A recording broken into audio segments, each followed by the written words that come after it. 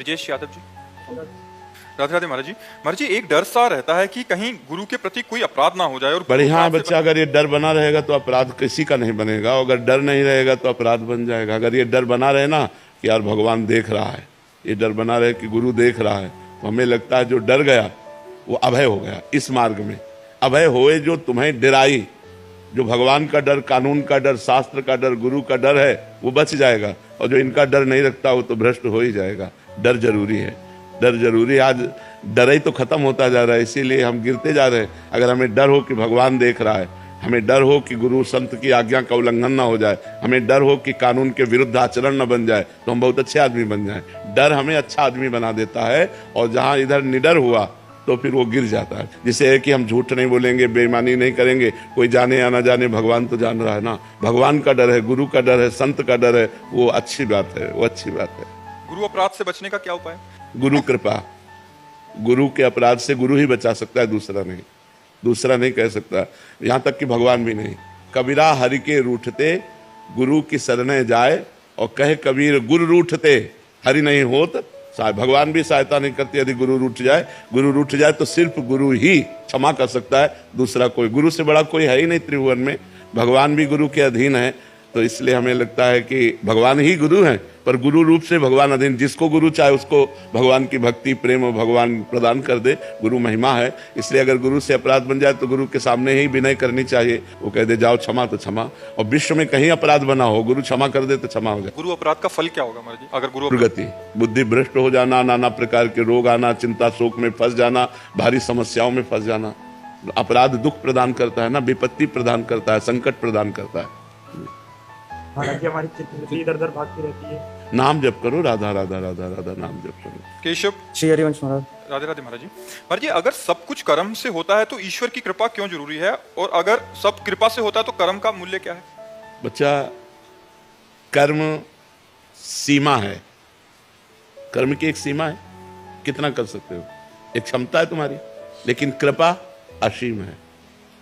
अनंत की प्राप्ति सीमित कर्मों से नहीं हो सकती। अनंत की प्राप्ति अनंत की कृपा से होगी। हमारी क्षमता बहुत छोटी सी है, परमात्मा बहुत महान है। उस महान परमात्मा को प्राप्त करने के लिए हमारी क्षमता नहीं है, हम प्रयास करते हैं। जैसे छोटा बच्चा, तो माँ जब देखती है कि इसका प्रयास निष्फल हो रहा है, ये लक्ष्य को नहीं प्राप्त कर सकता, तो अपनी गोद में लेकर पहुंचा देती है। तो माँ जो गोद में लेकर पहुंचा रही वो है कृपा। और जो कर्म है वो हमारा, वो उस बच्चे की तरह है जैसे जो अपने पैरों से चल नहीं पाता, केवल घुटनों से रेंग पाता। माता ने देखा कि देहरी बहुत बड़ी है, ये पार नहीं कर पाएगा, तो गोद में लिया, उधर कर दिया। वो है कृपा। भगवान की कृपा और हमारा कर्म दोनों को देखना होगा। जब तक वो बालक रेंगता हुआ घुटनों के बल चला नहीं, तब तक माँ की कृपा नहीं हुई। और जब वो चला और डेहरी नहीं नांग पा रहा, देहली, तो माता ने नंगा दिया। तो कृपा और प्रयास दोनों जरूरी है। इसमें न कोई हम ये कहें कि बड़ा न छोटा। जब हम प्रयास करते हैं और हमारे प्रयास को प्रभु देखता है, तो वो अपनी कृपा रूपी गोद में लेकर के इस संसार समुद्र से हमें पार कर देता है। लेकिन हम प्रयास ही न करें, हम प्रयास ही न करें तो फिर अनुभव, कृपा का अनुभव नहीं हो। हमें प्रयास करना। जैसे आप लोग प्रयास किए तो वृंदावन आए, प्रयास किए तो सत्संग में बैठे, प्रयास किए तो आपको वाणी सुनने को मिल रही है। तो ये जो वृंदावन आना हुआ, ये कृपा हुई।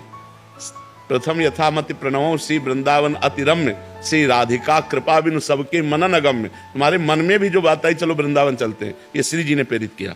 लेकिन चलना तो आपको पड़ा ना, बस में, ट्रेन में, जो भी आप जैसे भी आए, प्रयास तो आपका और कृपा लाडली जी की। तो ये दोनों जरूरी है। जैसे आकाश में पंछी दो पंखों से ही उड़ता है, एक पंख से नहीं उड़ सकता, ऐसे ही हम कृपा और प्रयास, पुरुषार्थ, दोनों पुरुषार्थ कर रहे हैं और भगवान की कृपा की याचना कर रहे हैं कि नाथ, हमसे जितना बन पड़ रहा है उतना हम कर रहे हैं, पर इतने से आप मिलने वाले नहीं, आप अपनी कृपा से मिलते हो। तुम्हारी कृपा, तुम्हारी रघुनंदन, जाने भगत भगत उर चंदन। तो दोनों का हमारे जीवन में होना अति आवश्यक है। पुरुषार्थ भी, जिसे तुम कर्म कहते हो, और कृपा भी।